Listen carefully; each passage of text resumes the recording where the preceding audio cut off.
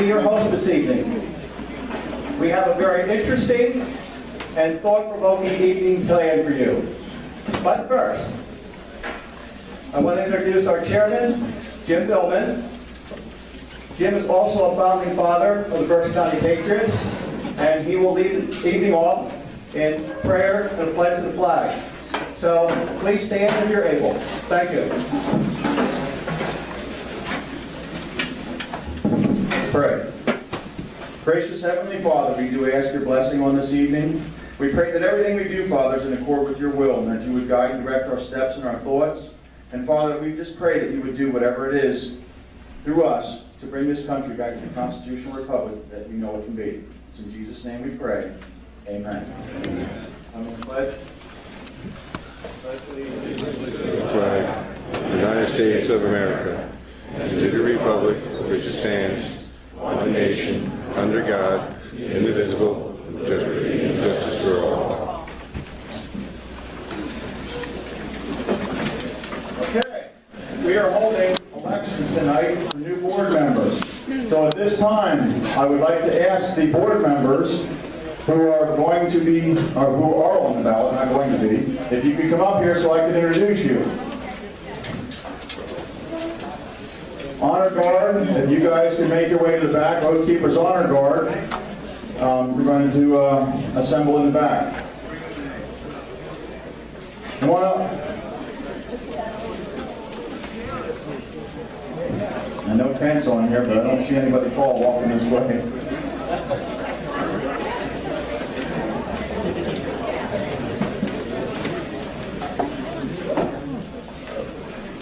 Okay. I'm going to hand the microphone to the first person to my left, and she can introduce herself, and so on and so forth. Good evening. For those of you that don't know who I am, my name is Jamie Kyle. I'm with the Berks County Patriots. I'm currently on the board, and I've been working with the website and the newsletter I create, and I also am with the legislative committee, and I'm up for re-election. Leon Smith, I'm on the ballot for the first time for Board of Directors. Hello folks, my name is Sam Brackadora. I'm a current board member. I would appreciate your vote. I would like to keep serving you. Thank you very much. Hello, my name is Gil Smith. I'm also on the ballot for the first time. I am a member of the Berks County Patriots, and I feel I've found a home here with a lot of like-minded patriots, and I want to further the cause. My name is Eldon Kibler. I'd appreciate your vote. Right now, I'm Unity Chairman. I just called a group of people together with like-minded people.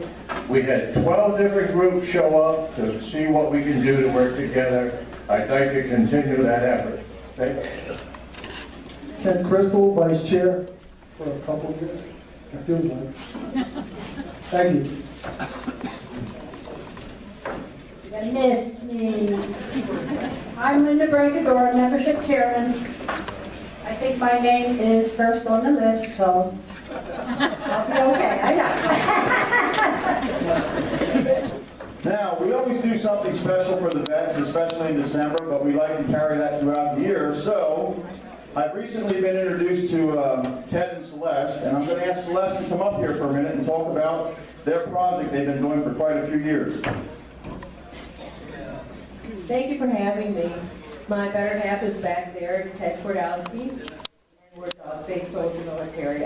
And we were really inspired by Gov and Liz Graybill and what they were doing. And I suppose I have 30 seconds, so I'm going to hurry it up here.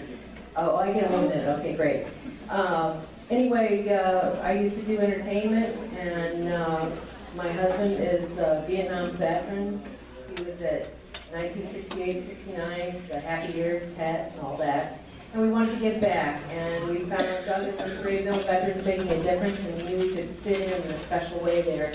So at the holidays, we like to do a coat drive, and we call it Baby It's Cold Outside, Operation Baby It's Cold Outside, because that was one of my signature songs, a little hoochie coo there, back in the day. And, but on a serious note, it is cold out there. We know it doesn't change all the circumstances of the homeless veterans. but at least, you know, it's cold outside. We can provide a coat or a blanket or a tent. And that's a serious note. And we're so grateful to Doug and Liz Graybill for letting us be their wingman through December. And it concludes in a couple of days at the end of November, and then my house turns into Clark Griswold land. So anyway, thank you so much, Mr. Goldman, for having us. We really appreciate it. God bless you. Thank you very much for all you do. Folks, our special event will start shortly. However, we do have some BCP business that we need to do. And first up is our legislative chairman, Rod Miller. Rod also is a founding father.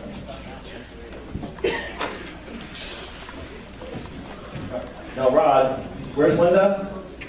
Oh, she has a stopwatch. 4 minutes, that's it. For Miller minutes, that makes it 15. Okay.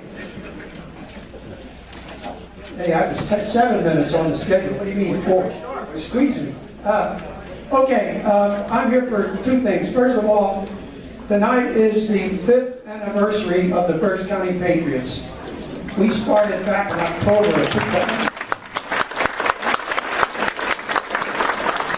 2009, and I'm going to do a real thumbnail sketch to show what we've attempted to do over 5 years.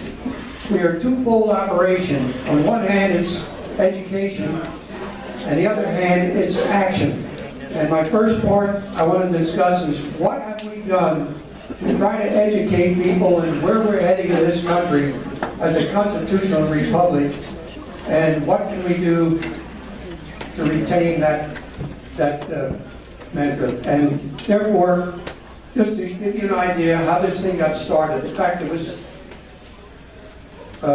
August of '09, it was 4 or 5 of us sat around one day and said that we need to do something. This is not shaping up too well. And Ray Monster, if he's here, I was one, and Ray was one, and a couple other fellas, I don't see him here, but at that point we decided we got to get going. So we formed a group, and at that time it was called the First Tea Party, and we went to Washington for the Glenn Beck 912. Just after that, then we officially decided, with some difference of opinion, of where we ought to go, but we then decided in October to have our own organization meeting, and in October, effectively, we had our first meeting for what is known as the First County Patriots. It was in November, we had a second meeting. Both of these were at River Edge, where in November, we then formed this with a name. We put a draft of bylaws together, a mission statement, and we started with our interim board. We put together the interim board in October, actually. But from then on, here's where we went from an organization. Our first major meeting was January of 2010. That was our first public meeting. And I don't know how many were here in that public meeting, but we had 800 people in the building and another 102 outside. Was anybody here at that first one? There we have some. Okay, there's a few here, okay. They stuck with us for 5 years. Well, that was the beginning of the Patriots, effectively, and then we thought we really had something going. Following that meeting, we went into February and said, okay, now, what do we want to do to start educating people? And the first meeting we had with an invite with the speaker, we got R.J. Harris from the Harrisburg WHP. He was a talk show host there, and he gave a talk as if he was running for president. And well done, I might say. After that, we went to February, then March. In March, we had Katie Abrams and Bill Ryle. Bill Ryle spoke of the Constitution. Katie Abrams, if you remember, was the one that confronted Arlen Specter. And that was quite frequently on television, how she more or less shook her finger and said he woke a sleeping giant. March, April, then we had Peg Luxick. She spoke on Common Core. June, we had Sam Rohr, who was running for governor. July, we had a family preparedness seminar, and there we had Larry Pratt of Gun Owners of America, national figure, often on TV. In August, Frank Ryan came here and gave a talk called The Misery Index. Frank is a retired Marine colonel. Frank has all kinds of credentials, economically speaking, and that's what he does for a living. So, quite an authority on that subject. We kept moving along. By November, we had Nate Benefield from the Commonwealth Foundation. He spoke on the fiscal crisis, and again on constitutional government. December, we finally honored the vets the first time, and that's when our own Dave Hoffmaster was the speaker. Very emotional. Dave untimely passed away and sorely missed.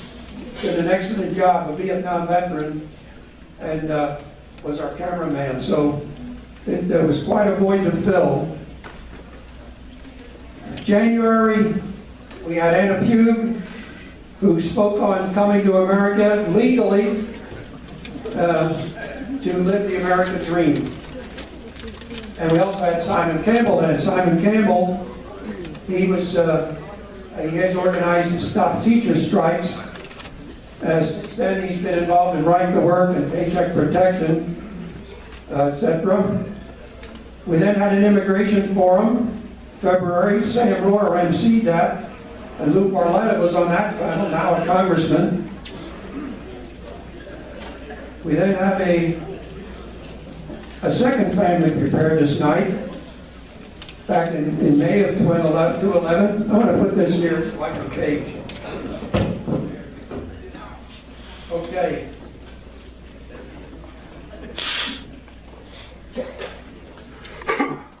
We had a War on Poverty seminar. Dave Hoffmaster, Dave Baldinger, tax elimination, and Bill Binn came from Pittsburgh, who wrote Masters of Audacity and Deceit, and he spoke on the housing and financial crisis that we're in, the progressive movement.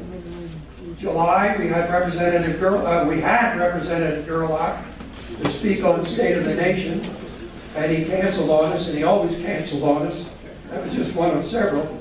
However, we did have Representative Cox to give a state of the state, and Christian Leinbach, our county commissioner, did a report on the county. August, we had Bill Ryle speak on nullification and what the 10th Amendment is all about, states' rights. September, we had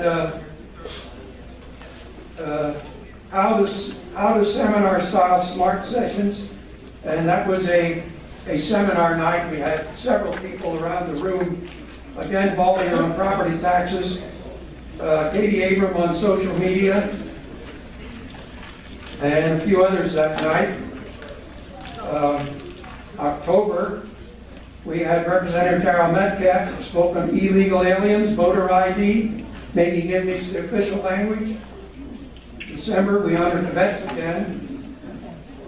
Moving on to March, the real cost of progressivism, where we had our own Charlie Gilbert and Grace Kleinsmith led that one, the federal impact that would be.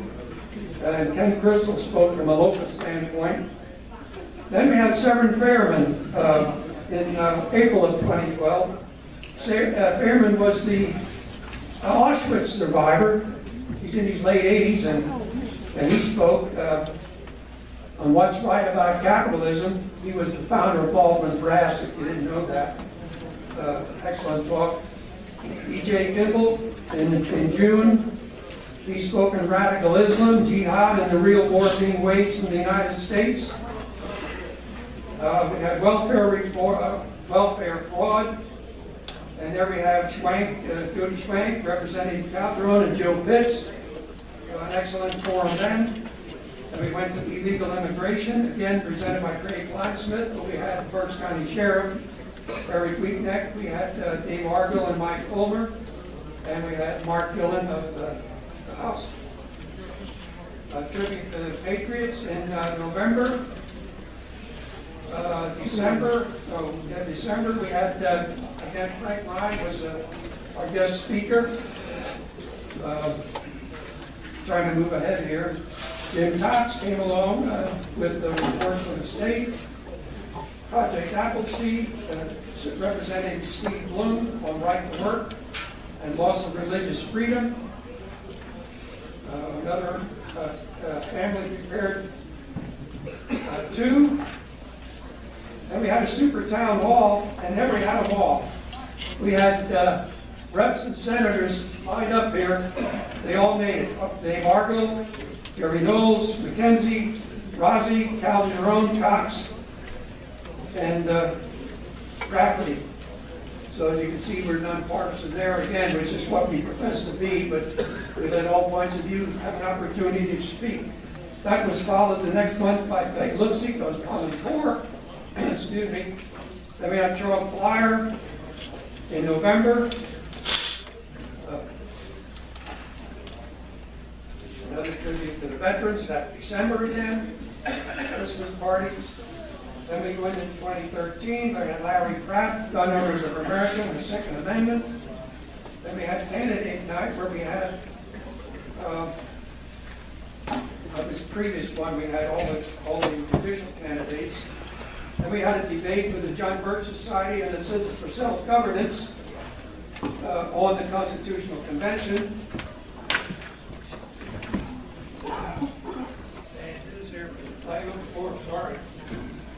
August meeting, we had a legislative rally, and we had a special report from Mark Scott, again on illegal immigration, and what it was going to cost Berks County.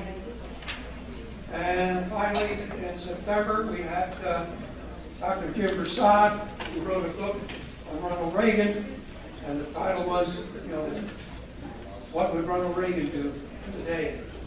So, and we finally had a candidate night. That was an example going through real quickly. Over 5 years, you can see we've covered just about every possible aspect of educating the public on this government. And certainly, for those that attended many of those meetings, they'll have an excellent cross view of what we try to do in education. Okay, what did we do from an activity standpoint or an activist standpoint? How's my time?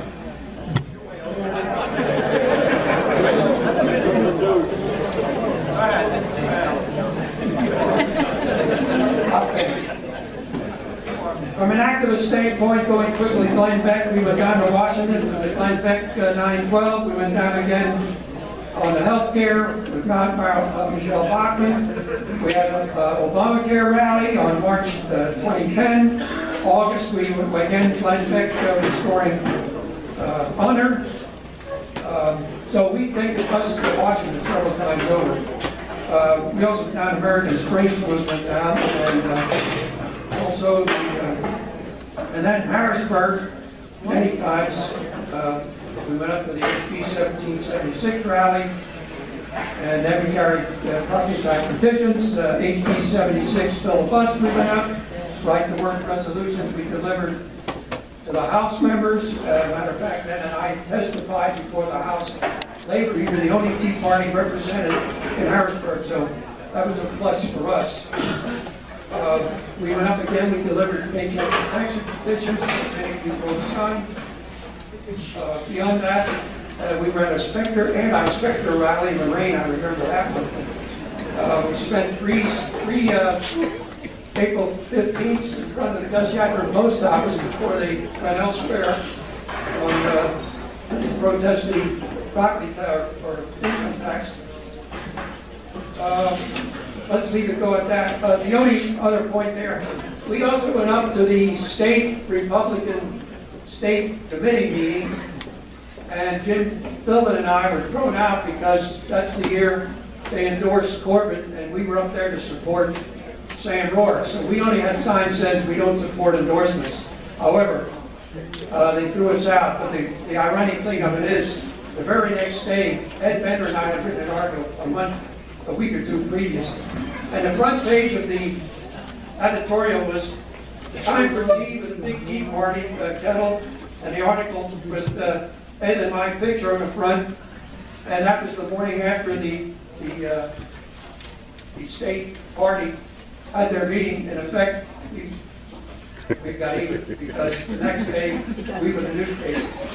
The only other thing I wanted to mention, and I have to go, is the effort that we all did on the Paligi episode, where Paligi, Senate President, was not supporting our issues, property tax, pension reform, and those matters. And I put a letter to the editor in. That was also at the same time Senator Scott Wagner put a letter out. We then put a letter out to everybody that says, call your senators and let's get Paligi out because he's not doing his job. The short story is Paligi's out. We did our job.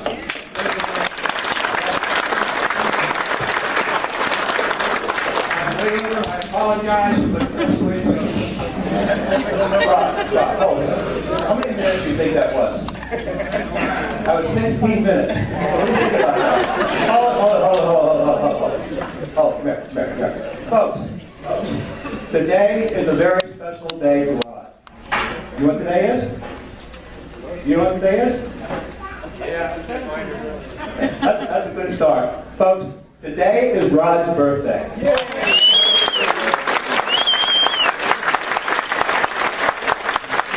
On the count of three, let's say happy birthday, Rod, okay? Yeah. 1, 2, 3. Happy birthday, Rod!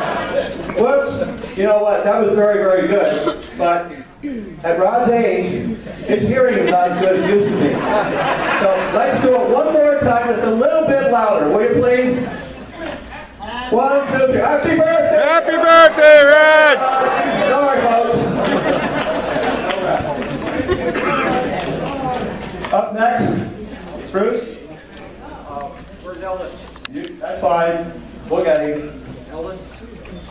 Eldon, you in the house? Eldon? Okay. Thank you, Sam. Thank you, Ron. Glad to see you all here tonight. I'm really excited tonight. We picked a great night to come out today because we're going to hear about this hero, United States hero, Navy man, Mr. Strange. But the reason I'm up here to do this brief commercial, Jay just informed me that our treasury is going low again. We have to pay lawyer bills, we have to pay the hall. So I'm asking you to be, again, as always, generous. And again, we're looking for sponsors. We have one of our former sponsors here, Gil Smith. Gil, are you back there somewhere? Gil? Gil? Oh, there you are, okay. Yeah, Gil sponsored us last month. Thanks again for that contribution, Gil. So we're looking for more contributions. If anybody has an employer or even a personal friend or a business that wants to be a sponsor, we can help you out here. So thanks again for coming out, and looking for the next speaker. Okay, Alden has other duties, so we're going to bring up Linda. Linda Brancador. No relation to me, folks, just so you know. No relation. Just kidding. Okay. Good evening, and thank you all for coming out on this cold night. I know a lot of you would rather be home and snuggling up and on your soft chair watching TV, but I'm so glad that you came out tonight. It's going to be a great movie. How many of you here are here for the first time? Raise your hand. Welcome. That's great. Thank you. If you'd like to join us, the membership table back there, all you have to do is fill out a form and give us your email address. There is no cost and no obligations. So we'll give you a membership packet in the back that has a lot of good information in it for you. All right, now next month is our Christmas party and honoring Veterans Night, and it's a week early, folks, so make sure you mark your calendar. It's the second Thursday instead of the third Thursday, so it's December 11th. We will have our Christmas party and a tribute to veterans, so if you would bring wrap gifts for kids, mark if it's a boy or a girl and the age group. And we're also collecting the canned goods, non-perishables, for the veterans, and these all go to our local veterans. And also, any of the food that you bring next month, the leftovers will also go to the veterans. We have somebody that takes them right into some of the shelters where they stay. So Doug Grable, he's here, he handles the distribution, so he's a great guy. Thank you so much, Doug. Also, at our meeting in December, some of the legislators will be here, and you'll be able to talk with them face to face. But remember, it's the Christmas season, so you must be nice, okay? Okay, I thank all of you that brought all these coats and supplies and things for the veterans. I thank every one of you for doing that. They really need this stuff. It's wonderful. Thank you all. Now I'm going to do some upcoming announcements. These announcements are usually done by Judy Pelka, but she broke her arm. Now, I know you all want to hear the arm stories again.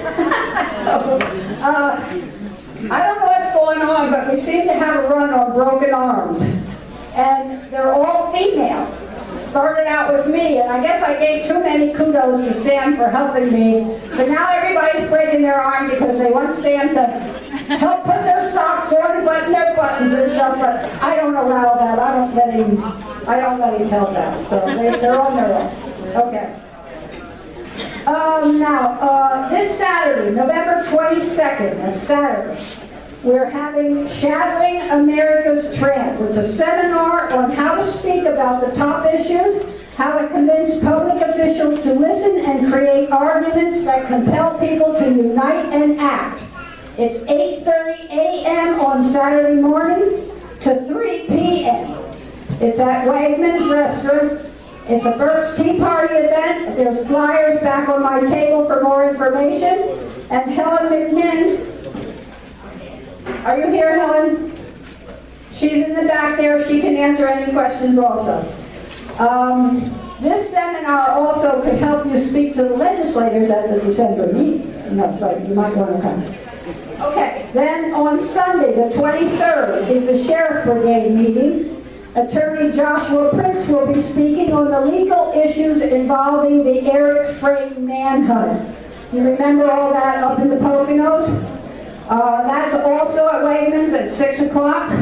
Some say there were constitutional issues involved. Joshua will explain these. He's a lawyer in the area.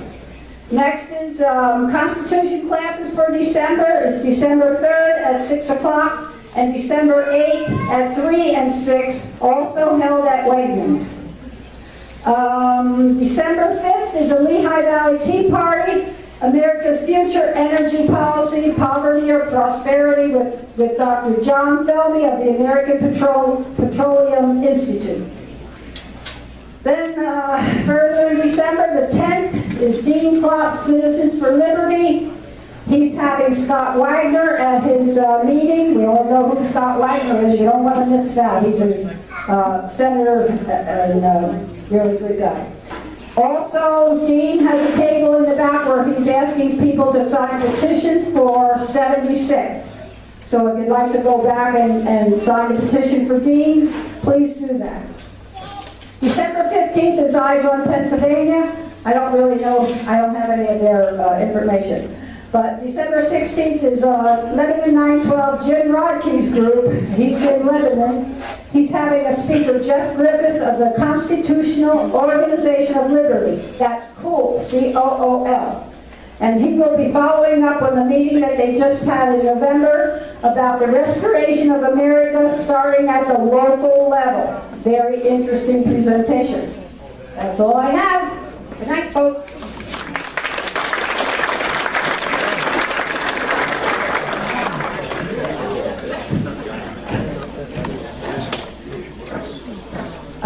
Again, my name is Jamie Kyle, and I'm helping coordinate a really fascinating meeting that is going to be available to all of you. It's going to be with Alan West. We just finalized the arrangements. He will be coming here to Reading. He will be at the Inn at Reading in January, on January 10th that evening.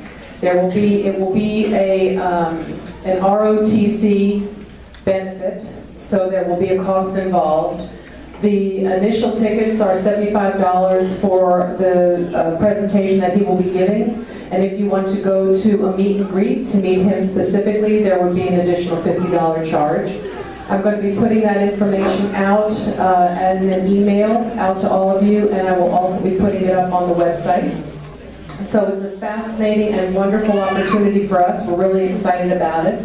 And we're hoping that many of you that are here this evening will consider coming. So thank you. Thanks, Amy.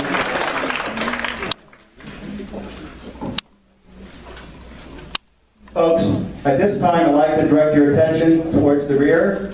The men that are forming back there, in the back, are with Oath Keepers of America. Most of them are from the eastern Pennsylvania area. They're going to form an honor guard to escort our guests, Charles and MaryAnn Strange, to the stage. Andy, please proceed, and Mr. and Mrs. Charles Strange, please fall in as requested. Oath Keepers, attend.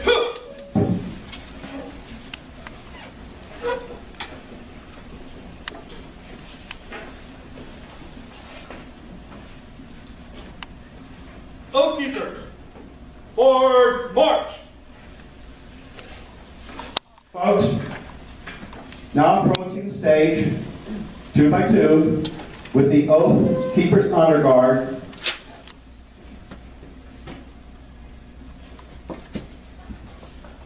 Okay, let's start that again. And now approaching the stage, 2 by 2, with the Oath Keepers Honor Guard, are Mr. Brett White, veteran, U.S. Air Force.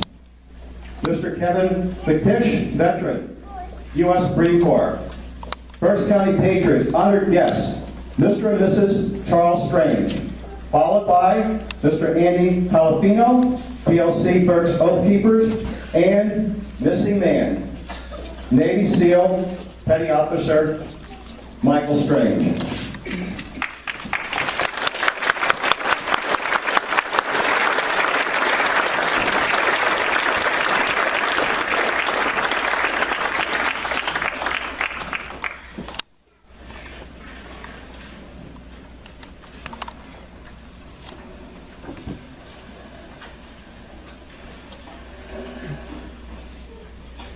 Oath Keepers, parade, rest.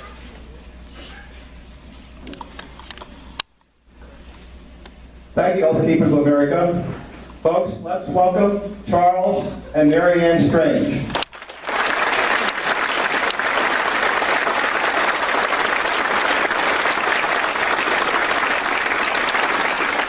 Charles and MaryAnn, on behalf of the Berks County Patriots, it's an honor to have both of you here this evening. I heard your story twice before, and I'm eager to hear it again. This is a story that needs to be told over and over. And hopefully, just hopefully, we will have a congressional investigation. Would you like to be seated for a moment?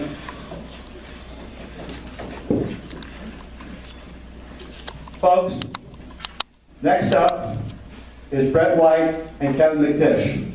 Brett is with the Central Pennsylvania Direction of Oath Keepers, and Kevin is with the Berks Oath Keepers. Brett and Kevin have something they would like to say to Charles and MaryAnn.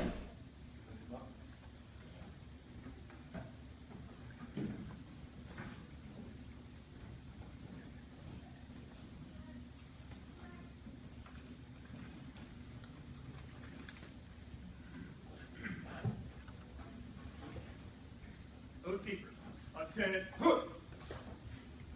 Okay, thank you. We actually have a number of, a couple different things for you this evening on behalf of Oath Keepers.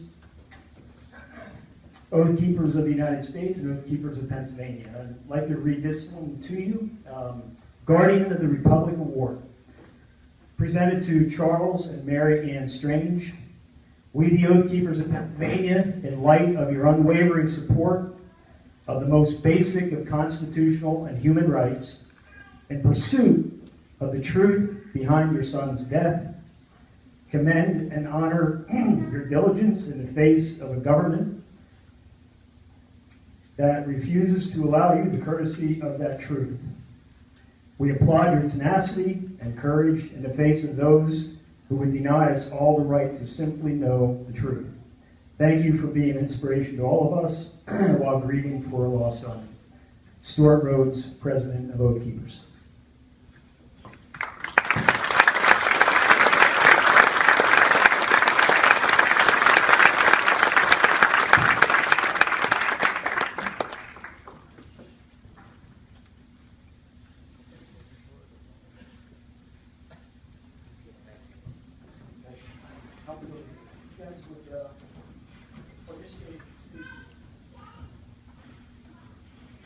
This is a commemorative picture I'm seeing for the first time myself. Let's walk over to them.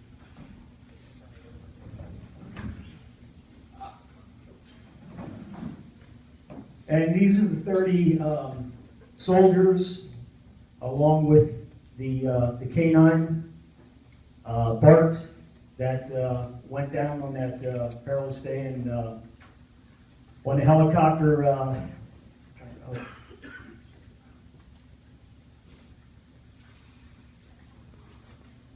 August 2011.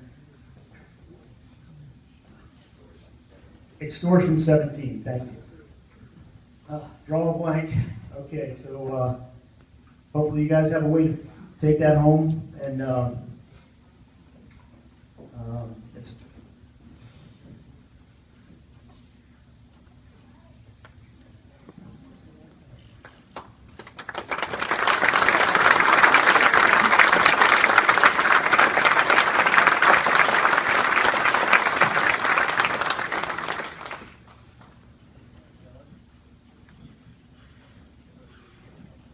Oath keepers dismissed.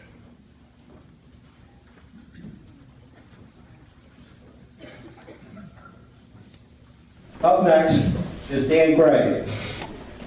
Dan will introduce Charles and MaryAnn Strange. If I read Dan's bio, it would be over 5 minutes. There's a lot to this man. However, I'm only going to read about a minute. Sorry, Dan.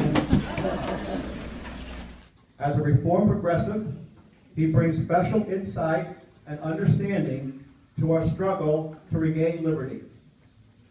He sued the SEIU in federal court and won, costing them well over $1 million per case.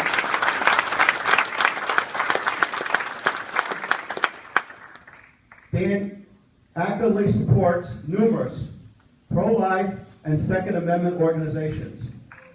He was assistant to Colonel Henry Riley at last summer's Operation American Spring in Washington, D.C.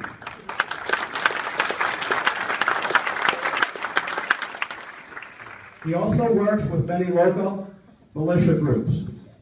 Despite the loss of his column in the Washington Times, Dan continues to ghostwrite for many patriot leaders and political candidates. He also appears regularly on patriot journalist radio programs, helping vet candidates and expose corruption. Folks, it's my honor. Let's welcome Dan Gray.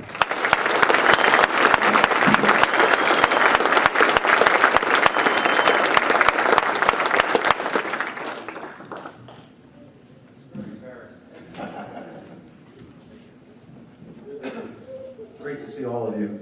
I am your neighbor. Like all of you, I've been working real hard. If you're not exhausted yet, that's good, but you will be. You'll have to get your second win and your third win.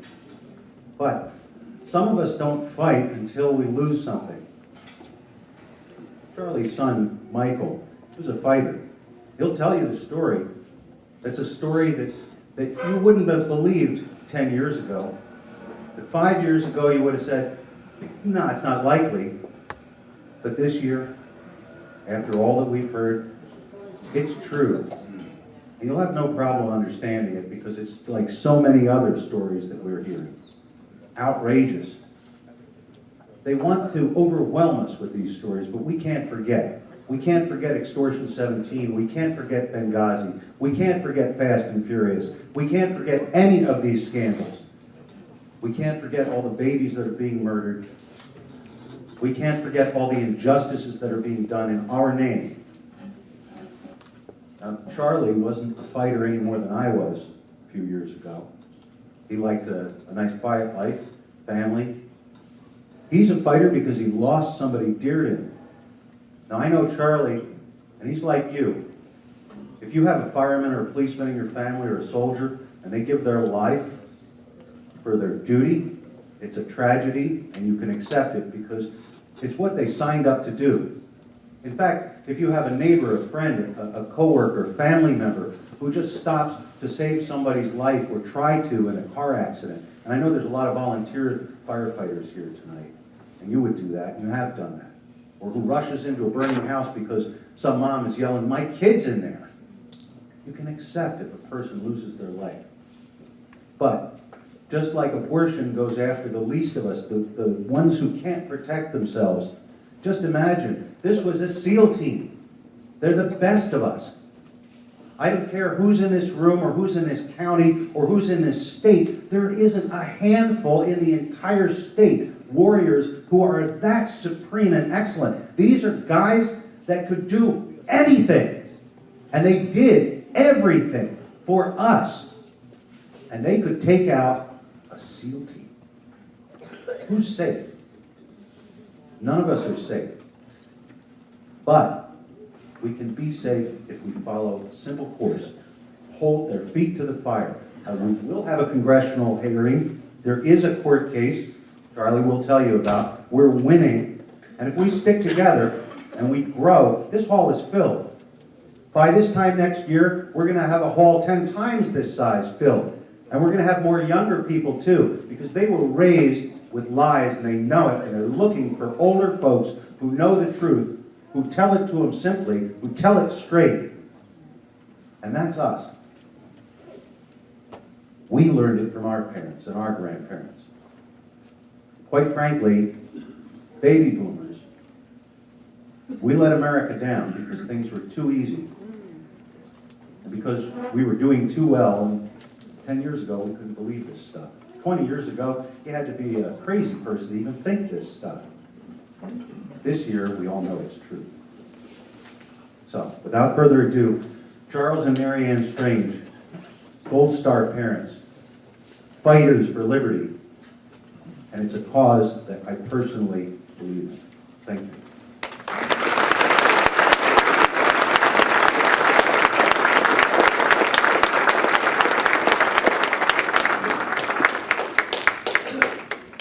Thanks, Dan. Appreciate that, buddy.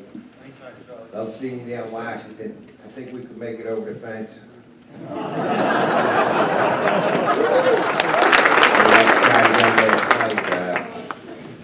I know when the Secret Service guys were grabbing me, I grabbed, what's his name, Barack Hussein Obama. I said, Michael changed the way America lived. I grabbed Obama like a rag. I said, I don't need to know about my son. I know about my son. I need to know what that packing here. He's shaking like this, and Secret Service guys grabbed me. They felt like they were going to let me go there. I would have knocked them out. And some. But I was double over crying, and he came up to me again. I had snots coming down on my nose. Went to give me a hug, and I wiped a big thing of snots over his I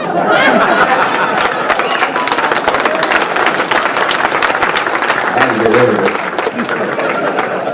And I whispered in his ear. I said, is there going to be a congressional inquiry?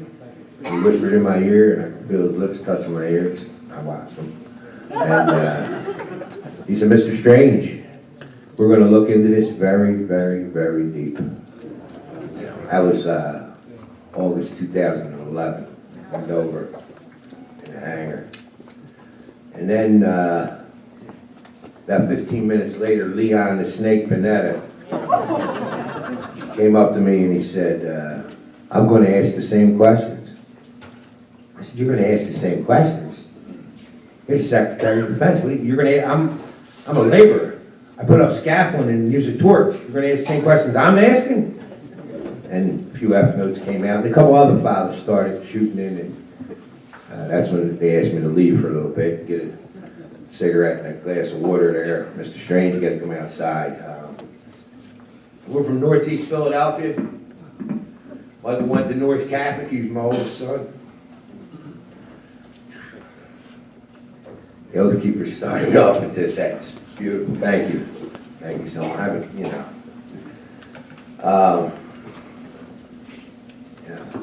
Michael was my oldest son, and he was the kid everybody wanted to be around. Michael always stuck up for the underdog.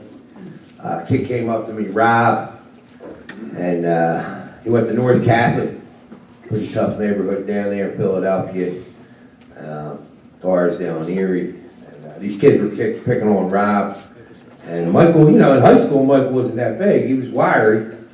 And Michael, they would take Rob's school bag and throw it. And Michael said, anybody that messes with Rob one more time, that's it, man. You're going at it with me. And got in a little fight with a couple of the Kingston kids. And Rob's telling me the story like 2 months after Michael passed. And he says, nobody ever messed with me after Michael told him. And then he goes, Michael took me to Cancun with him for senior week. I said, did anybody get locked up? He goes, Michael almost did. I said, streaking? He goes, yeah, how'd you know? Michael liked to drink Jameson's, get naked. We're in Arlington, and 17 of the men are there that died with my son. And I was talking about Michael getting naked, and another guy came over, he goes, I was turkey hunting with my brother, and we took a break, I was leaning against a tree, and I look over, and Jesse was leaning against a tree, he was naked. Then one of the wives comes up, and she goes, 4 o'clock in the morning, I look out in the pool, and he's out there swimming naked. And one of the other wives came over, and she goes, they weren't SEAL Team 6, they were grade 6.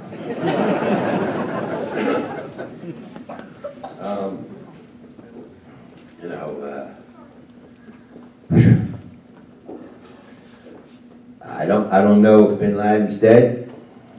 I don't know if Bin Laden's still alive. I know my son called me before the raid, told me he wasn't going to talk to me.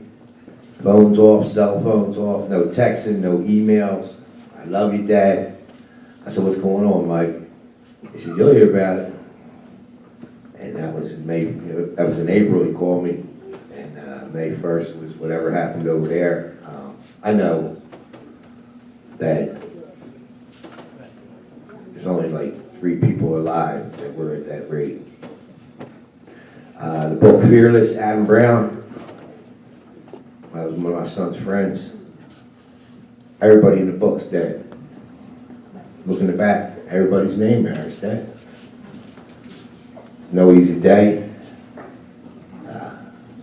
I'm not sure about that, but I'm almost sure that everyone in the names in the back, they're all dead. I know O'Neill came out and said he shot Bin Laden, and I did watch the interview, and the guy said, so the last face you seen, that Bin Laden seen, was yours. And he said, I guess. But let me tell you something. I shoot somebody in the face twice, I don't think he's looking at nobody else. Something's wrong. I was just talking to a friend of mine who lost his son from down in Florida today. And he has a couple questions too. You know, coincidence, coincidence, coincidence. They say, you know, everybody's dead. My son's dead. You know, he comes home after May. He comes home in June. His birthday's June 6th, and he comes over our apartment and. Comes over with his brother and 2 girls, and they hang out for a little bit. Then he goes up to the bar, calls me up. He says, yo, Dad, you want to come up? I go up, I'm buying him shots of Jameson's. Not that I wanted to see him naked. And I go outside to smoke a cigarette. He tells me what it's doing to my lungs. You know what that's doing to your lungs, Dad? Shut up, Michael. Then he said, give me a cigarette. Here you go, Michael. I said, you killed Bin Laden? He went. He wouldn't answer. Michael kept everything close to the vest. But he did, that was the first time he grabbed me by the arm, and he said, Dad, I got a will. I said, what? He said, Dad, I ain't fucking around, listen. And excuse me if I offend anybody, I use the F word. He said this about a will. Saturday the next day was his birthday, June 6th. We had a big party for him over his friend's house, 2 kegs of beer, a lot of Jameson, Jack Daniels, 50 of his buddies. Hung out there for a little bit and grabbed me again by the arm. Talk about this will. What's going on, Michael? What's going on? Dad, something's going on, da-da-da-da-da. Stops back over to the apartment and he grabs me by the bicep. He said, listen, you won't believe what's going on in this country, Dad. I said, what? He said, Michael was a cryptologist. He was a code breaker. He graduated boot camp in '04. They sent him to Pensacola, Florida. He graduated first in his class. There was a kid in there 4 years older than Michael that did 4 years of college. Cryptologists, they don't take notes. There's no notes in the classroom. Can't be colorblind to be a cryptologist. And the kid that went to the 4 years of college and was 4 years older than Michael said, I cannot believe he beat me in the test. He said he learned trigonometry, algebra, and came out first in the class. Michael was very, very intelligent. We always knew Michael was smart. We didn't know he was that smart. In school, we just coasted by. I'd yell at him for not bringing books home. And he's like, Dad, I'm passing everything. You know? And he worked, he went to the gym. Here's the big brother that my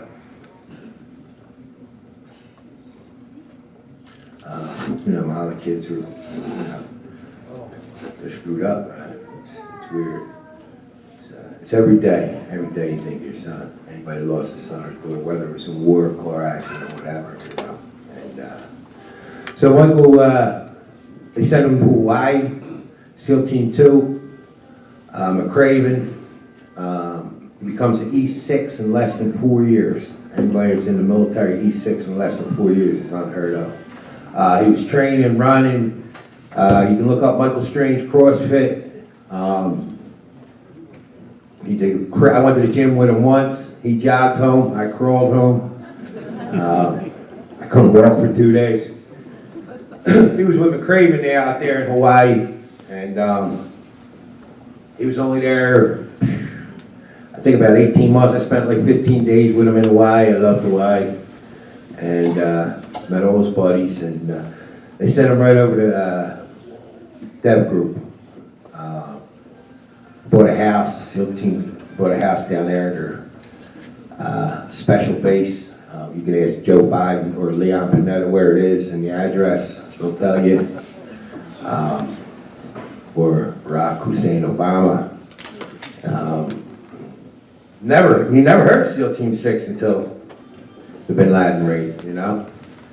So he's down at Dev Group and he's taken off, he's working with the SEALs, he becomes a team leader for Tier 1 group, SEAL Team 6 Gold. He grew a beard. This is Michael's stepmother. His mother was Sicilian. He could never grow a beard. I said, that beard ain't right, Michael. The training, he was 2% body fat. The things he did was, he protected this country. He did things, I called him my James Bond guy.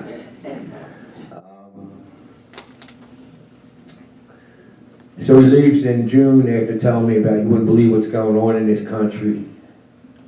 Talking about a will. Stops in Aunt Maggie's house, tells her about the will.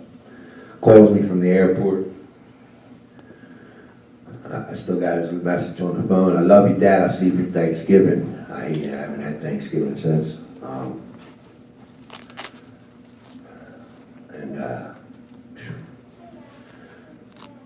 August 6th,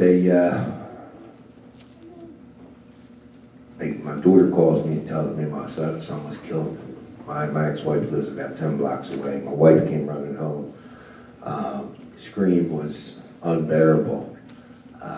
The pain is still unbearable some days.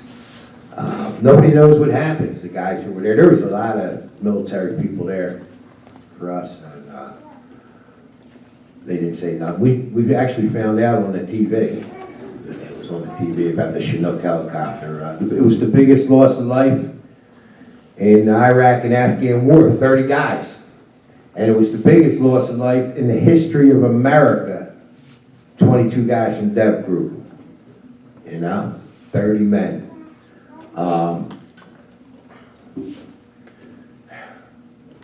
Did a big thing in Philadelphia at the cathedral down there, and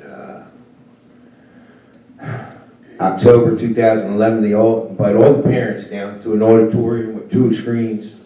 A guy named General Jeffrey Colt does the investigation over in Afghanistan. Brigadier Jeffrey Colt, who got promoted after he did this investigation.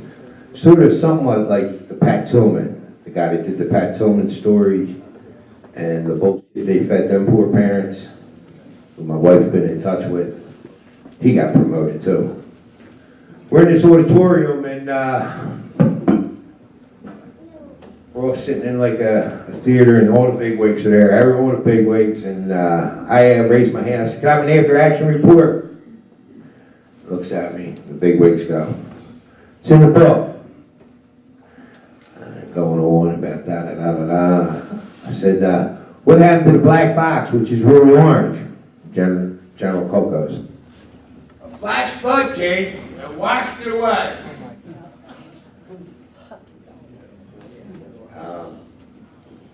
If you Google August 6, 2011, my son was killed in the Tangine Valley. There was no rain there for months. Months. And you can Google all kinds of different Googles, and no rain. No flash flood. A little wadi there, you know. So we asked a few more questions, and they said the Chinook was coming in. There was 2 buildings right here. It was pitch dark. Pitch dark. And they made a call and for the landing, and it was a 3-minute call. And then there was nothing for 13 minutes. And somebody said, "What? Nobody's watching SEAL Team 6? Gold? Our best." This ain't my words. They said they weren't the best of the best. They were our best. Protect this country. Michael did shit in this country that, you know, with all these jihadis coming around here in this country, I'm sure you people here know. And so they kept telling us it's in a book.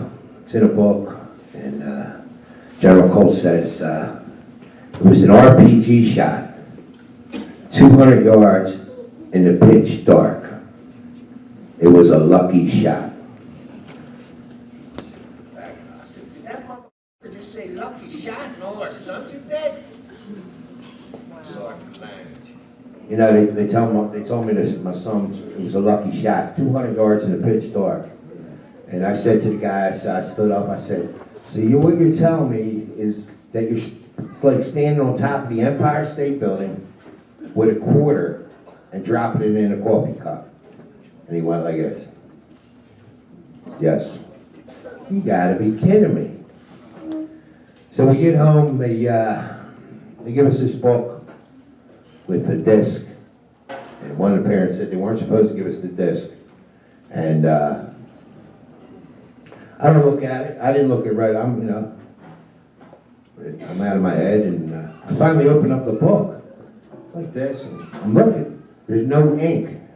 There's no toner. You can't read it. There's nothing. You can't read it. There's nothing in the book.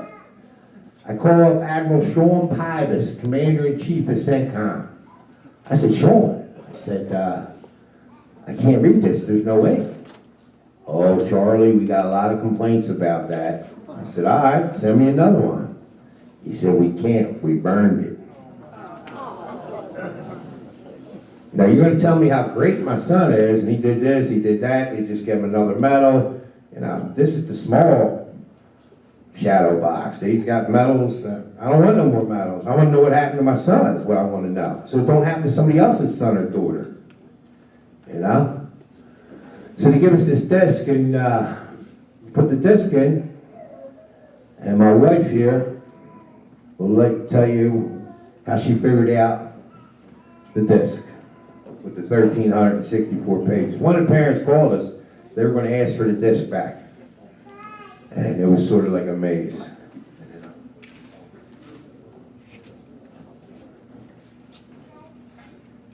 Hi, everybody. Thank you for coming out.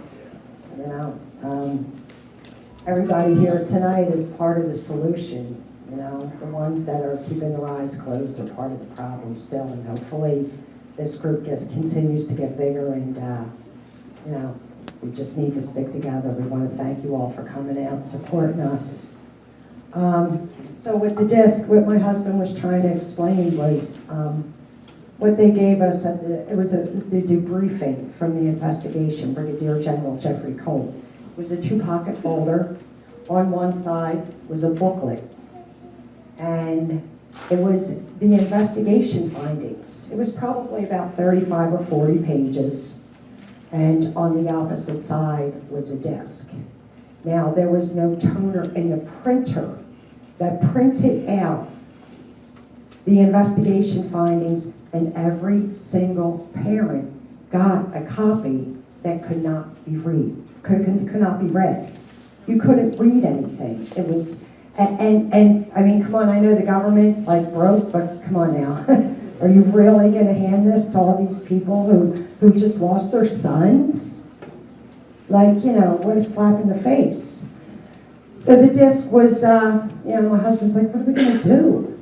And then I remembered the disc, and I popped it in, and it was a bunch of little blocks. It was like a maze, really, to try to. It was like a sequence, you know. You press this here once, over here, and it was like, this is what, yeah. And then that would open up another page, and then you'd have to be less blocks, and you'd have to go through it again and try to figure it out. It took a while, but we figured it out, and when we did, it was 1,364 pages. And when we read this, we didn't sleep for weeks. You know, the information that was in there, it said it was an ambush. Okay? You know, I have here just a timeline on what I just want to run it down real quick. In April, Michael came home, and our Michael called and said you know, we won't be able to contact him. Don't worry, you'll know why you can't contact me. May 1st was the OBL raid. May 3rd is Vice President Joe Biden at the Ritz-Carlton in a tuxedo with half a load on decides to say that it was SEAL Team 6 and who the commander was, and blah, blah, blah, blah, blah. And that's treason in my eyes. Before that day, am I worried about Snowden? Are you kidding me? Thank God for him. You know? But, you know, he divulges about SEAL Team 6 and who the commander was. Now, before that day, SEAL Team 6 was like the ghost team. You didn't know if they existed or if they didn't exist, or, you know, it was always that, it was like the NSA, no such agency, you know, our friends. And that's what SEAL Team 6 was. And then all of a sudden, you're going to come out and blast who it was, where they live, where they're stationed at, who the commander was. Are you freaking kidding me? You know, May 3rd, Leon the Snake Panetta, yeah, he told PBS that the decision to shoot bin Laden was all split decision action on the part of the SEALs. May 4th is when Secretary of Defense Robert Gates. Now, the guys from the team went to Gates and said, look, we feel like, you know, we're afraid. We're afraid for our families, your family, our teammates, and this country because of being put out there. We got a target on our backs. Do you think that the government decided to help any of the family members after they blabbed their mouths? We were getting threats from Al-Qaeda, from the Taliban, okay? But it didn't matter, you know? They just wanted the recognition on Pennsylvania Avenue. If you listen to his speech, you know, Barack Hussein Obama, it was an I, and I think it was 43 times, I believe, is when he said I. Never once thanking the special operations force that did what they did during that raid. Okay? And, you know, so Secretary Gates even turned around and said, you know, the night of the raid in the Situation Room, it was agreed upon that nobody would say anything about who it was. Well, you know, our wonderful president couldn't wait to get out there and say something, but of course he took the credit for it. Yeah, like he's got the guts to get out there. Right? You know, and then June 24th, Leon the Snake Panetta, yet again, in front of 1,500 people, talked about SEAL Team 6. And these were people, these were Hollywood producers, because these are the people from Zero Dark 30 who were also had access to classified information. Treason, but yet again. You know, and then August 5th or August 6th was when Michael and all them boys got killed. And for why? Because the people running this country right now just couldn't wait to get it out there and take the credit for it. So our boys were killed. You know, in the 1,364 pages, there's a whole lot of information. How the standard operating procedures, none of them were followed. Our boys had absolutely no escorts out of the base, off the base that night. Okay, there was 2 Chinooks. Okay, that Chinook was built in 1960 and refurbished in 1985. It was a Chinook. It was a CH-47 Delta model. Okay, and they usually flew in the Black Hawks, and the SEALs are known that no more than 8 do a mission, and that's pushing it. Okay, because they can take on a couple hundred, just a handful of them. You know, they were the best. And when our guys were being between the 3-minute and the 1-minute call was a 13-minute lapse. Okay, do you think anybody that was like on the other end directing this or listening? Do you think that they would have taken notice that 13 minutes had lapsed when it was supposed to be 2? In our paperwork, this is what it says. The 7 Afghans that were switched out at the last minute, there was never any questions from Brigadier General Jeffrey Colt asking why. Doesn't say it in our paperwork. Not one time did he question why they were switched out or why they got off and refused to get back on again. And to this day, I often wonder, are the 7 that got off that day, are they still running with our special operations over there? Probably. Probably. Them Afghans, the Afghan National Army, none of them are vetted. Not one. Yet, they have all of our information on every one of our special operators. They have their complete file from boot camp on to the present. Is there something wrong with this picture? I think so. The Tangi Valley, where they put the boys in, is known as the Taliban stronghold. They dropped our boys on a HLZ, a hot landing zone, that was never used before. And it was a 3.5-hour gun battle going on. And they put them right in the middle of it. Why would you do that? For our best in the world? Why would they lie to America and say that it was a rescue operation to help the Rangers? In our paperwork, over and over and over again, the Rangers said, we didn't need any help. We were fine. We had everything under control. Why lie? Why lie if you have nothing to hide? Right? You know, it's just amazing that the stuff that goes on. The eyes in the sky, there were 3 eyes in the sky.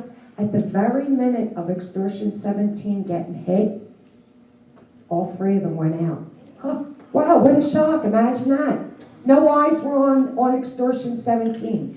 If anybody has a dictionary at home, so I'm a little bit OCD, and I decided that the definition of extort is to take something by force. Well, I looked that up. Then I looked up 7. In my Webster's dictionary at home, right above 7 is set up. Right below 7 is sever. Isn't that amazing? They were set up. I know these boys were set up. There was not one thing planned. Like, it was so rushed. It says it in our paperwork. And General Colt said a couple times, wasn't there a red flag that went up? Didn't a red flag go up? You know, they're talking about, General Colt asks, what's your assessment of the Tangi Valley? The guy answers, well, sir, May 11th, 2011, that's 10 days after Bin Laden raid. Huh? No, 2011. Yeah, May 11th, 2011, there was chatter that 100 Taliban were coming from the blank Providence to the Tangi Valley to shoot down the coalition force aircraft. So they knew. They knew. This was pre-planned, this was pre-set up, and it had to come from up above. Says in the paperwork, about their hands were tied from up above.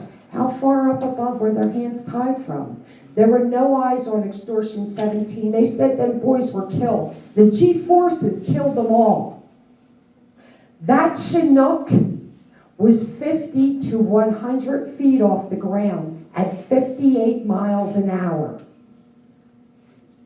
I'm sorry, but these men were in prime condition. G-forces, I've talked to tons of pilots. Believe me, I've done my homework. We have researched this and researched it and talked to people in and out of the military. They said there's no way G-forces could have killed them. That two Pentagon spokespersons said that they were all burnt. Now this is all over the paper. There was only 38 C-spines and skulls were all that left, that were all that remained on the site. No identifiable remains. When we asked for Michael's, his autopsy report, a whistleblower sent us the pictures. You could see the hair on Michael's arms. That's how not burned he was. And yet they cremated him. They cremated him. Michael didn't want to be cremated. We're Irish Catholic. We have open caskets. Nowhere in his will did it say he wished to be cremated. But they cremated him. They denied my husband that one last goodbye to his son. And I'm very angry. They have just, they changed the whole dynamic of our family. They just, and yet they continue to lie to us and spit in our faces time and time again. Lie after lie after lie. We just recently were at the Pentagon. Now I made 4 copies of stuff, of questions. There were 4 bigwigs there. One is Gary Reed. When you get home, Google his name. He's right below Chuck Hagel, the Muslim. Yeah, call him too. Call Gary Reed. Tell him we want a congressional hearing. Chuck Hagel, our Secretary of Defense, he's a converted Muslim as well. This guy is right below Chuck Hagel. His name is Gary Reed. Mr. Gary Reed, all 4 of the bigwigs lost the questions that I had typed out for them. All 4 of them. Complete morons? Yeah, I think so. But see, my husband had to walk out of the room that night for a couple minutes and compose himself.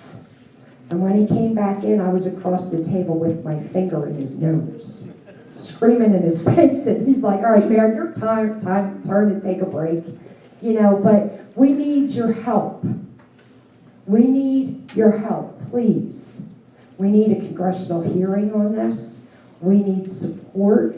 Google my husband's name, Charles Strange. Please. Anything you can do to help us, we appreciate. Gary Reed, or call your local congressman, state senator. Tell me you want a congressional hearing for Extortion 17. Please. Thank you all again for coming in.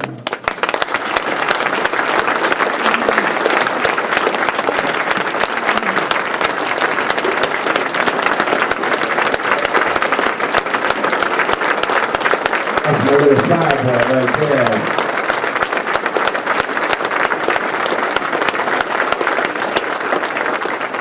When she figured out on that disc, we get to 1,364 pages, I went on a weekend retreat called Vet's Journey Home. It used to be called the Bamboo Bridge for Vietnam vets only down in Elkton, Maryland. And a guy invited me down there, a guy named Gene McMahon.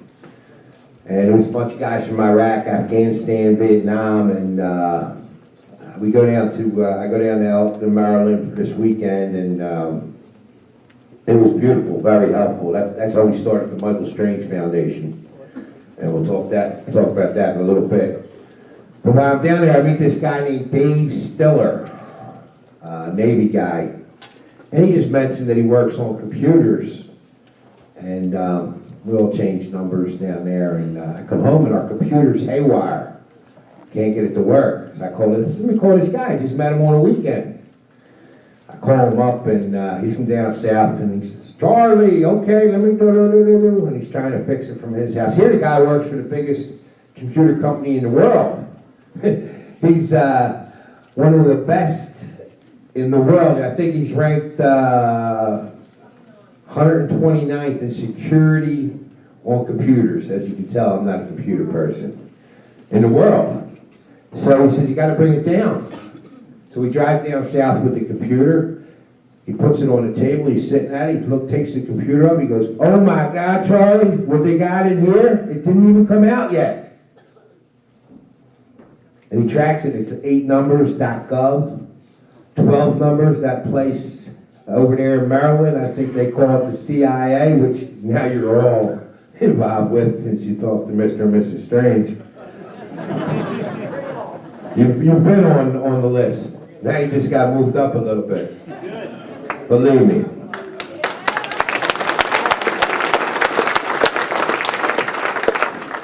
So this guy Dave, he documents everything he finds in the computer that the government put in there. And our friend Larry Klayman, our attorney, the only lawyer to sue a president and win, he sued Bill Clinton and won. And Larry also is from Philadelphia, Upper MaryAnn High School. He lives out in Beverly Hills, does a lot of stuff in Washington. And Larry does have a sense of humor. He subpoenaed Bill Clinton's penis. That's the truth. He represented 8 of Bill Clinton's girlfriends. And he's been helping us. I mean, we've been to Washington, D.C. Larry's been there every time. Every time, banging on the doors with us, helping us, trying to get answers. filing things against Karzai, the Afghan administration. And when I told him about this computer and my phone, I kept getting these things on my phone, 000-001-5505. I called up Verizon. I said, what's this on my phone? Because I would text back and nothing would come back. And they said, you don't know what that is? I said, no, I don't know what that is. Somebody's listening to you. Really? Well, all I know is that she figured out the 1,364 pages, and I want to know what happened to my son. Who set my son up? It wasn't luck that 25 Taliban are under the tree with RPGs, AK-47, motorcycles, night vision goggles, cell phones. It's all in the 1,364 pages. And then there's Taliban in the tower handing stuff out. We can't shoot them because of the rules of engagement because our Muslim president, you know what I'm saying? God forbid you do anything to hurt one of them. You know, all our sons are killed, the ones that are protecting us, right? Actually, the Admiral, when we were there, one of the other dads said, why don't you take them out with a drone? You've seen all of them.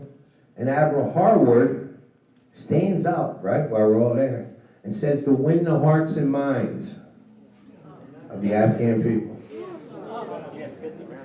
And all our sons are dead. You know where he is now, Admiral Harwood? He got promoted. He's in Washington, D.C. Look him up. Call that son up for us. Trying not to curse. But call him up, please. Ask him about Extortion 17. Ask him if he said he told the parents to win the hearts and minds. They didn't take all these Taliban out with a drone. You know? The computer, Dave files, Larry, you talk to Larry, right? He files this class action lawsuit coming up, but he filed for just me and my wife. Larry was getting some text messages because he's talking to the strangers. And we go to court last November 17th in front of Judge Leon. And Obama and the NSA, they brought 14 lawyers in. 14 lawyers. And the head lawyer at that time was Gilligan. My wife likes to say, he better go back to the island. And this is all on the computer, that the NSA don't spy on people. They don't spy on people. Larry said they're lying right to your face, right? They just fired 6 employees for spying on their spouses. It was in the newspaper. Gilligan put his head down, the rest of them put their head down.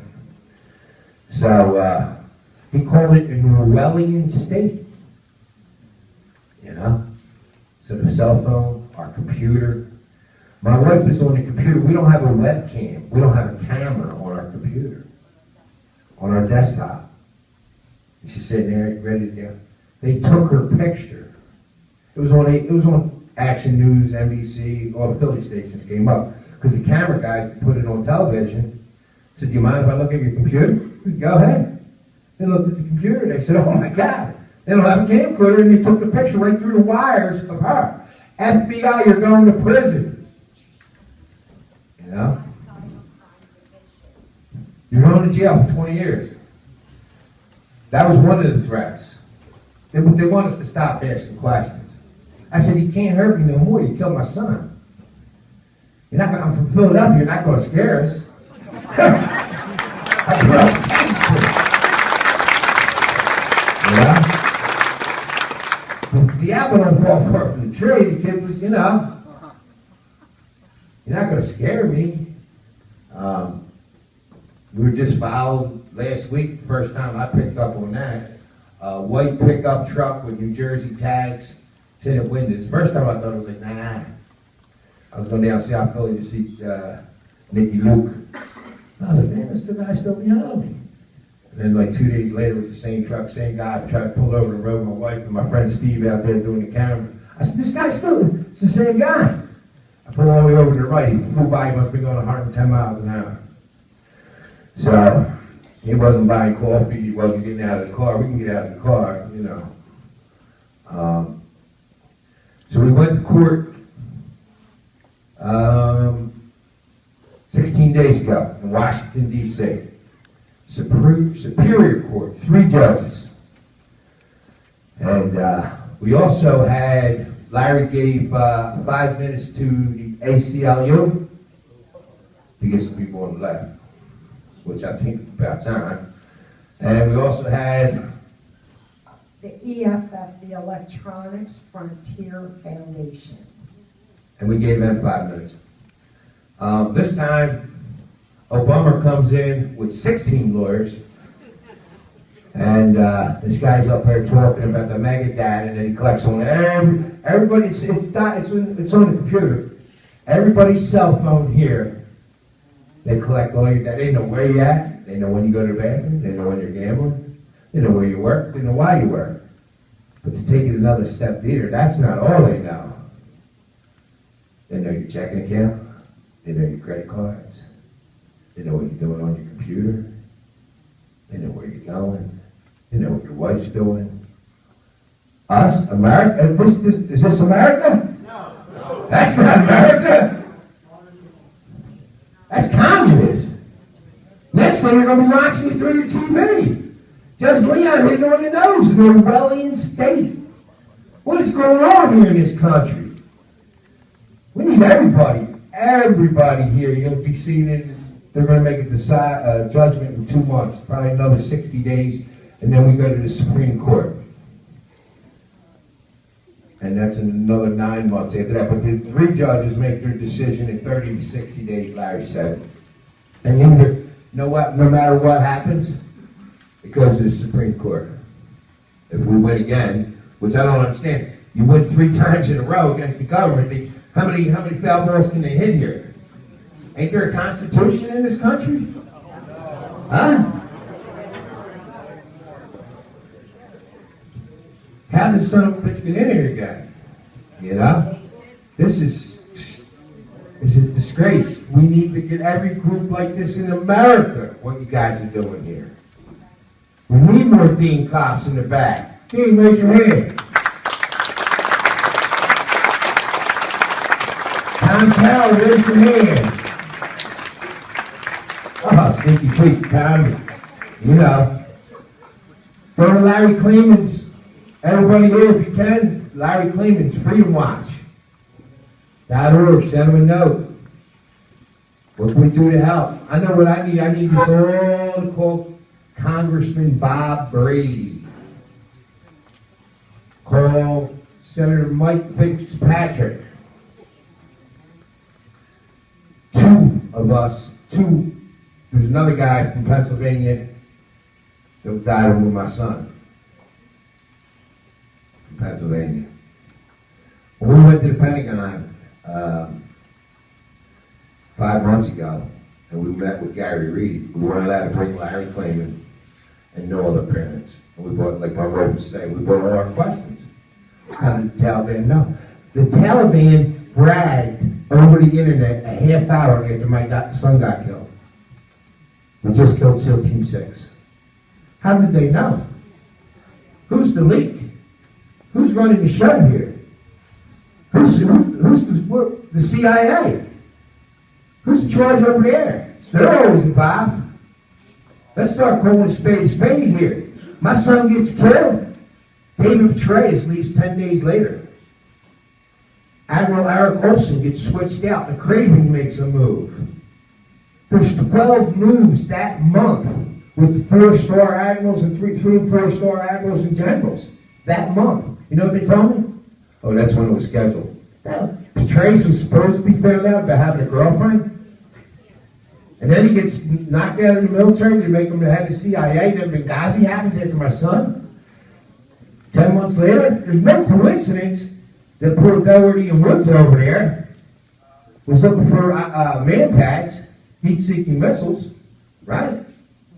What do you think was an RPG to hit my son? No. In the dark? Man-pad, maybe. It don't matter what was going on. They were going to kill everybody on that helicopter. Do I think it was Bin Laden? No, I don't think it was Bin Laden. Do I think my son was the one talking? I think him and a couple of his buddies were talking. Was it about the drugs coming into this country? Heroin comes in here. Before we went into Afghanistan, 10%. Now, it was on ABC, I was surprised. 95 or 96% of the heroin, and they know, comes from Afghanistan to our country. We don't have that many people on morphine. You know? The money, the drugs, follow the money. You know? These CIA agents, some of these characters, the switches, the game's the same, they're just changing the names. They showed their cards August 2011 after they killed my son. Something's wrong here. Somebody has to be held accountable. You know? With Larry, with the NSA and the government going into my computer, going into my phones, they've been in my apartment. We know they've been in our apartment. You know, when we've been there. You just know when you walk in your home and somebody's in your home, you know. You just feel it, you know. You know. For what? They want to know what my son told me. They want to know. 3256. Couldn't figure it out for the life of me. 73256 is seal 6. That's what was coming into my phone. Wow. I couldn't figure it out for the life of me what the heck it was. I'm like, 73256, 73256. And look, I'm trying to figure it out. It took a while because of everything going on, but I figured it out. It spells SEAL 6. Why would I be getting that in my phone the same time he's getting these text messages? You know, and just the harassment that they do of like say, here you go. Not too long ago, my husband got an email from Michael. An email. Was a few months ago? How long ago was that? About a year after that. Yeah, but then you received another one. You got 2 of them. Right, there was 2 of them. The other one, there was one about 10 months after Michael and the boys were killed.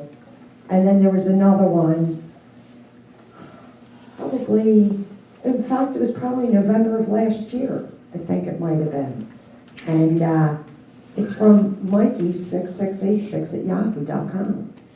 I'm in the bedroom, and all of a sudden I hear him screaming my name, Mary, and I'm like, what? And he just backs up, and we have our desktop. The screen is like flat screen monitor, and I look over and I say, and then it's up to me to tell him that, you know, that's not from Michael, really. You know that, right? You know what I mean? Because I guess that little glimmer of hope. And how dare they do that? You know, the head games that they play. And then they think we're going to sit down and you can kick us in the ass over and over and over again. Like we joke around, we say, we're from Philly, we fight back. You know what I mean? Like I'm not, there was a fellow I was outside talking to a little while ago. He was from Albany. And I told my husband was from Feltonville. They're neighboring neighbors, you know, and neighborhoods. But, you know, it's just wrong. It's wrong. Like when we went to court against the NSA, and Gilligan got up there, and he bombed. Oh, he was horrible, man. And no, they didn't use him the second time. He had to sit on the second row too. It was bad. He started every sentence. Well, Your Honor, and I'm thinking my 5-year-old granddaughter could do a better job than that. Come on, man. You know, and I joke around, I say he can go back to the island with the ginger professor because MaryAnn's going to stay here. You know, but with the NSA, like they sit there and the lies that they told, they said the metadata is only numbers, there's no phone, there's no names or addresses associated with it, da-da-da-da-da. And Larry Klayman turned around and said, well, if you hear a terrorist, how the hell are you going to find them? You know what I mean? Like, they were just, the lies that just spewed out. And Judge Leon, thank God, he has integrity, that man. he stood up for what's right and what's wrong in this country. You know, and let's just hope that the other ones have the same kind of integrity that he does, you know, because we need a change in this country. But here's my husband. We're going to talk about 10 minutes about our foundation real quick, and then we'll take some questions. After my son was killed, I was out of my mind, and I went to that Elkins down in Maryland, and with Gene McMahon and them vets, and I said, I got a piece of my heart missing. I said, I cry every day. Go to the door. And that was a few months after my son was killed. And so I get down there, we're in a big circle, and they pick on me first, and they says, come here, and they set the chairs out, and there's 2 rows of chairs. These people sit down, they put me on their lap, and they lay me back, and the rest of the people, they had some music playing, and the rest of the people start touching their heart, and then touching my heart, saying, here, Charlie, here's a piece of my heart. Here, Charlie, here's a piece of my heart. I'm like, oh, I'm crying, and they show me a picture of Michael. I got 1,000 pictures of Michael. They said, start talking to him. They had some stage playing. It was very helpful, and I said, man, we got to do this for the parents. But there's so many men and women coming home with PTSD.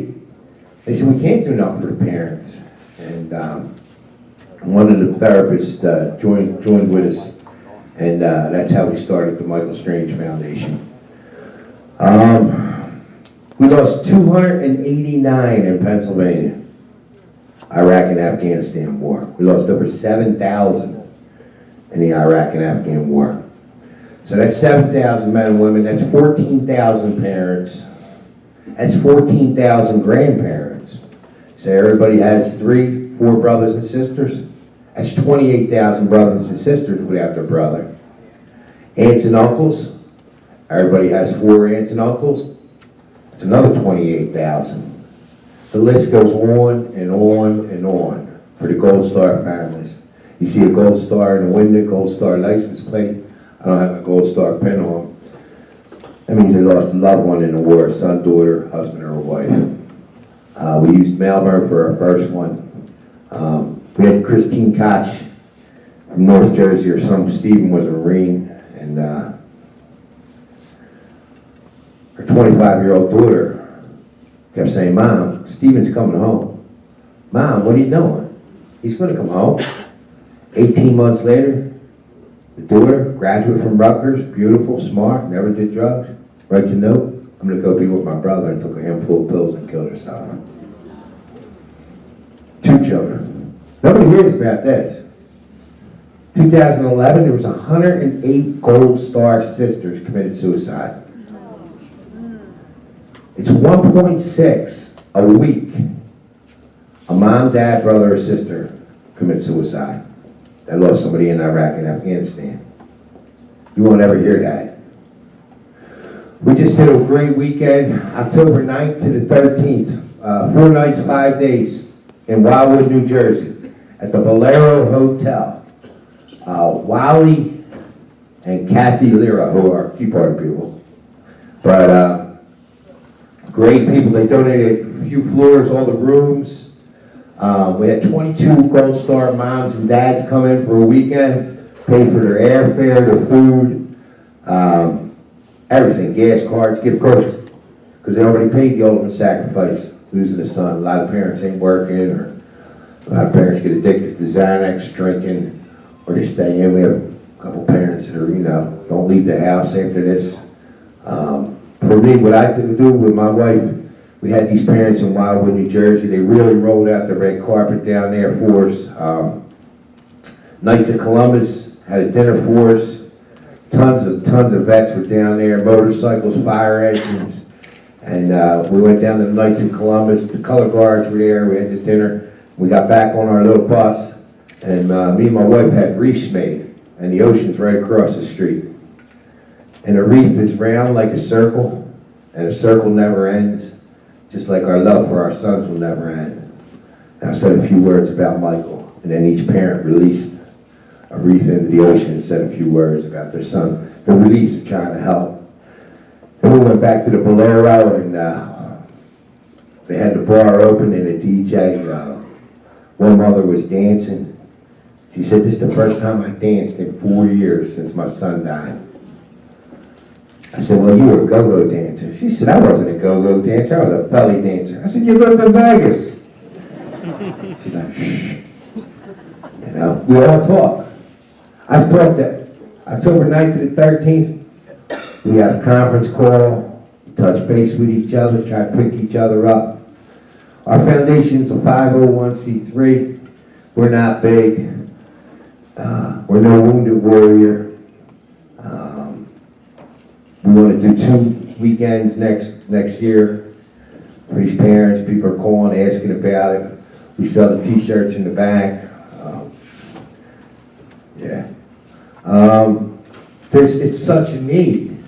It is such a need for the Gold Star community, man.